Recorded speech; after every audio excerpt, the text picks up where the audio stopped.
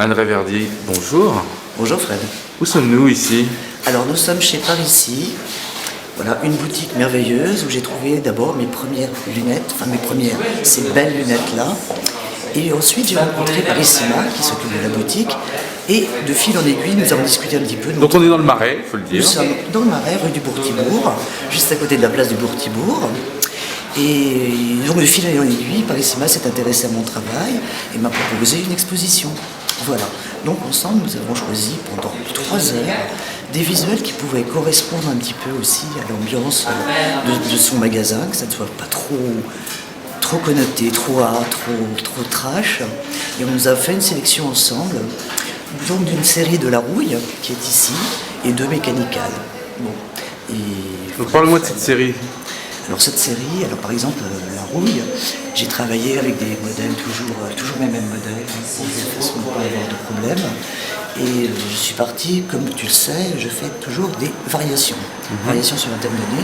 Et là je suis parti en faisant des photos sur un port pour avoir une matière de base qui était la rouille.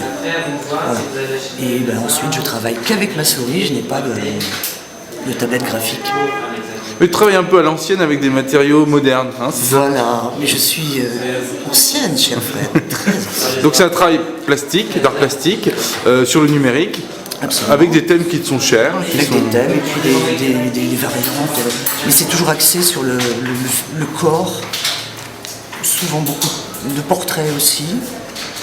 Voilà. C'est quoi? C'est le temps qui passe, la décomposition? Pas vraiment.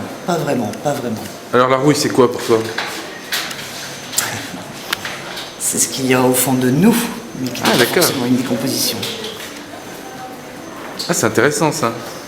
Tu penses qu'on est tous faits de rouille à l'intérieur et que ça sort de temps en temps? Absolument. Et ça sort comment? Grâce à une émotion? Grâce à... Je ne sais pas te répondre. Tu sais, Fred, je ne suis pas quelqu'un de très bavard, comme tu as pu le voir.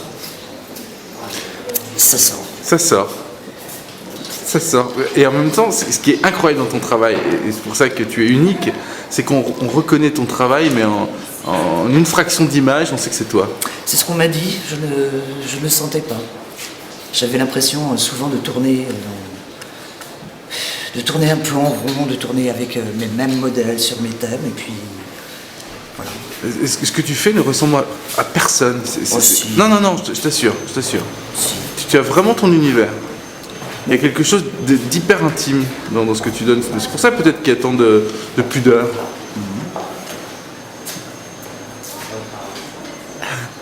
Alors là, les formats, c'est carré, là, c'est 50. Je fais que du format carré, très peu de format 50-70, par exemple, rectangulaire, parce que ça ne me correspond pas. Mais par contre, j'en exposerai 2 au langage des viscères, sur le thème des seins. Et là, j'ai des formats 50-70, ce qui est très étonnant et rarissime. Je travaille que sur le carré, parce que le carré est... Ouais, c'est un beau format. Donc je ne fais que 3 formats, 30-30, 50-50 qui sont présentés ici, et 70-70. Et c'est tout. Donc par exemple pour un tirage, il ne sera présenté que 3 fois. J'en garderai un pour moi, pour mes expos, mais il n'y a que 3 tirages de chaque format. C'est important pour toi d'exposer dans la vraie vie, dans des vrais lieux, par rapport aux expositions virtuelles que tu peux faire sur Internet? Mais si tu veux, dans la vraie vie, j'ai exposé dans ma jeunesse sur des vraies peintures, des vraies toiles, et je me suis heurté à beaucoup de... Déjà, je ne savais pas me présenter, je ne sais pas me vendre, et je ne voulais pas de compromis. Je ne voulais pas qu'on me... Ça va être idiot, mais je voulais qu'on vienne me chercher pour moi. Pour moi-même, et pas pour... Ouais.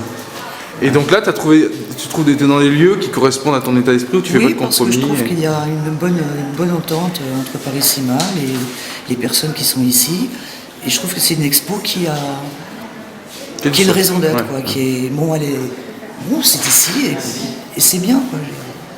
Et donc il n'y a pas de vernissage, mais tu viens de temps en temps et tu donnes rendez-vous aux gens. Voilà, donc je passe de temps en temps, mais j'ai pas envie non plus de squatter, c'est pas évident. Et le vernissage, Parissima y avait pensé d'en faire un, et moi je trouvais ça très galère, connaissant la plupart de mes amis, de faire ça dans un magasin où il y avait des choses fragiles comme les lunettes. Donc au début je voulais pas, mais s'il y a une expo à refaire, on reverra tout. Parissima avait une idée assez géniale là-dessus, donc à voir par la suite. Donc ces tableaux sont à vendre? Bien sûr, bien Voilà. sûr, bien sûr. Donc on peut venir ici Venez. chez Parissima et on peut acquérir une toile, un tableau d'Anne Reverdy. Voilà, qui peuvent être mis aussi sans le cadre. Je les ai juste mis là pour la protection, mais ils sont tirés donc sur métal et peuvent être mis chez vous sans cadre, juste accrochés comme ça. Voilà, Fred. Merci Anne Reverdy. De rien. À bientôt. Bonne journée. I wonder what you are thinking of now. Now that your house sleeps in silent renown. Once again, fight your fingernails down.